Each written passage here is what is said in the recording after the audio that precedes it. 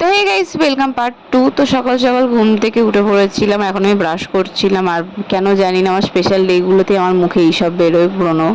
তারপরে স্নান করে নতুন জামা পরে নিয়েছিলাম। তারপরে ঘরেতে ঠাকুরকে একটু পুজো দিয়ে দিচ্ছিলাম, কেন এরপরে রেডি হয়ে আমরা পুজো দিতেই যাব। সেখানে আমি রেডিও হয়ে গেছিলাম। তো রিমি এখনও রেডি হয়নি, তারপরে তাড়াতাড়ি করে বললো রেডি হয়ে গেছি আয়। তো চলো ওর বাড়িতেই যাই। আয় রেডি হয়ে গেছে, এই রেডি হওয়ার নমুনা। এইরকমভাবে নিয়ে চলে যাবো তোকে আমি। শান্তি হয়নি, জামা পরে এখনো শাড়ি পরেছে। আর দুজনে কোইন্সিডেন্সলি না ম্যাচ ম্যাচ করে এবার পরেছি। ওই দেখা যাচ্ছে না, ও যাই হোক পরে দেখাবো। কিন্তু শেষে আমরা রেডি হয়ে বেরিয়েছি।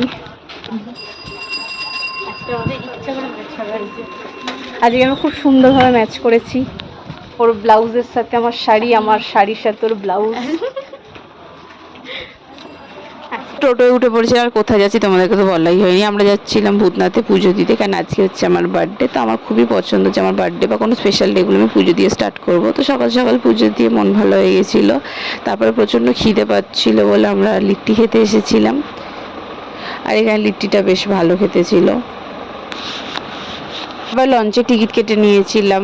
এখন যাচ্ছিলাম লঞ্চ ঘাটে, কেন আজকে দেরি হয়ে গেছে, বাড়ি যাব। তারপরে এখানে এসে পেয়ারা মাখা খেতে ইচ্ছে হয়েছিলো সবাই, তো এখান থেকে সব রকম মাখা একটা করে নেওয়া হয়েছিল, আর খুবই টেস্টি লাগছিল, ঝাল ঝাল। তারপরে রিমি এখানে কিছু একটা করছিল, খুবই কিউট লাগছিল দেখতে। তারপর আমরা একটু বড় মার কাছে এসেছিলাম। তারপরে এখানে আমরা অটোর লাইনের জন্য দাঁড়িয়েছিলাম অনেকক্ষণ। তো রিমি এখান দিয়ে বাড়ি চলে যাবে, আমি এদিক দিয়ে চলে যাবো, কেন আমার দেরি হয়ে গেছে। আমার দিদি আমার জন্য না খেয়ে বসে আছে, গেলে একসাথে খাবো, তাই জন্য। Birthday girl, tata. তো চলো। তো তাড়াতাড়ি করে আমি বাড়ি আসার চেষ্টা করছিলাম, কেন আমার দিদি আমার জন্য অনেক অ্যারেঞ্জমেন্ট করে বসেছিল। তো সে দুপুরবেলা খেয়ে নিয়েছিলাম সবার সাথে। তারপরে একটু মিষ্টি বানিয়েছিল আমার জন্য, ওটাই দুপুরবেলা বসে বসে খাচ্ছিলাম। তার জন্য এতটাই টাটা।